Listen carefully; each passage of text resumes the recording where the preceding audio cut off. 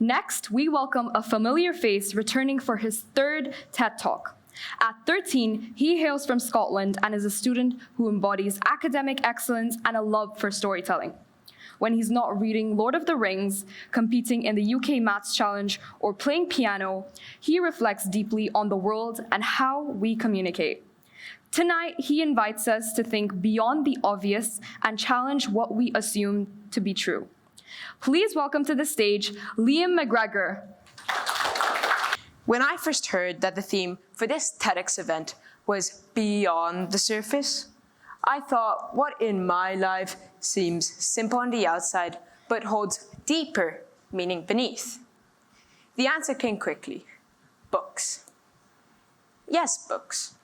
At first glance, books may seem like stacks of paper bound together with a cover. But once you look beyond the surface, or in this case, beyond the words, you start to see just how deeply they can shape who we are. Books teach us lessons life forgets to mention. They challenge how we see the world, and they sneak wisdom into our minds when we least expect it. For me, they're not just page turners. They're mentors, they're maps, and they're windows into different worlds. And in an era dominated by screens and scrolls, I want to remind everybody by reading still matters and how it helps us grow. I was about 3 or 4 years old when bedtime became less about sleep and more about literary negotiations. My parents would read me bedtime stories, and as I sensed that it was about to end, I would hit them with the classic style, just one more chapter. At first, they gave in. Then it became routine. Eventually, my mom got clever. She bought me an audiobook, Grandpa's Great Escape by David Walliams. And if you've ever heard David Walliams read his own books, you would know it's a full-on performance.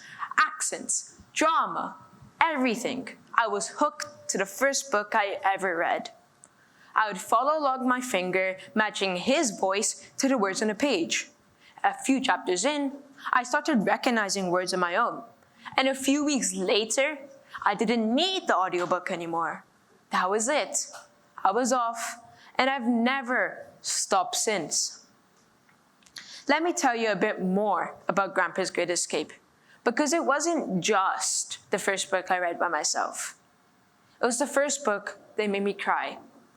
4 years old, stumbling through sentences and suddenly in tears over a fictional grandpa with dementia escaping a care home in a fighter jet. It hit me hard. The story follows an ex-World War II pilot and his grandson who tries to help him relive his glory days. It was touching, it was funny, and it was heartbreakingly real. It didn't just entertain me, it woke something up. It made me appreciate the bond I had with my grandfather. It made me realize that not everyone shares the same fortunate lifestyle that I do. From that moment on, I wasn't just reading for fun. I was reading to feel. Did you know that people who read first-person fiction books are much more likely to develop empathy? It turns out that reading isn't just good for our brain. It's exercise for our heart. It hands us someone else's life and tells us to walk a mile. I experienced this firsthand in primary school. Back then, like most people, I wasn't always good at understanding how others felt. But then I read Wonder, the story of Augie, a boy with severe facial disfigurement and his struggles with school, friendship, and judgment. That book shifted something in me. It made me realize that even though someone seems fine on the outside, they may be fighting a battle you can't see. And it made me start noticing other people's emotions more.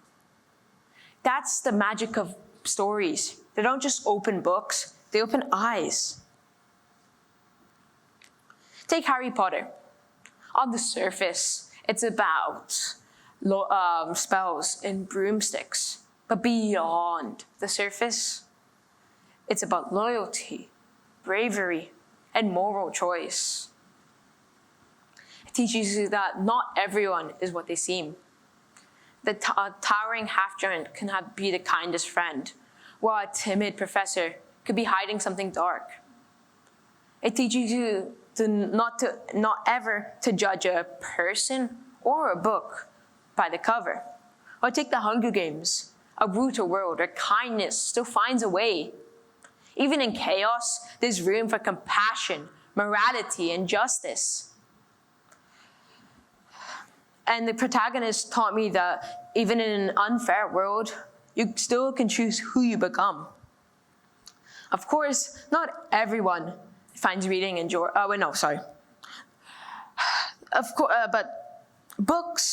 but some books go even beyond that, even beyond shaping individuals. They shape entire civilizations. Books like the Epic of Gilgamesh, the world's oldest known story, still speaks to the same struggles we face today. And religious texts like the Bible and the Quran, they've guided millions for centuries. They shape beliefs, values, and even the entire way nations operate. But of course, not everyone finds reading enjoyable. Some think reading is boring, like my brother, slow or outdated in a world of 10-second videos and TikToks. But let's be honest. Books offer something no screen ever truly can. They don't just inform us. They transform the way we think, dream, and connect. They stretch our imagination, challenge our assumptions, and let us live 1,000 lives without ever leaving our chair. Speaking of screens, that little device on the screen is a Kindle, which holds more stories than an old school library. Technology has changed the game. I can access books from Tokyo to Timbuktu in seconds.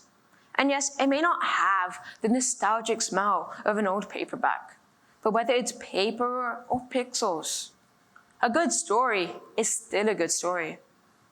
So maybe it's not about physical versus digital. It's about keeping stories alive. Because whether you're holding a classic hardcover or scrolling through an ebook, the power of reading stays the same. And the next time you hear the phrase, "Don't judge a book by its cover," take a moment. Remember, because it's not just a phrase, it's a mindset. And like books, people carry deeper stories than what's on the surface. Thank you.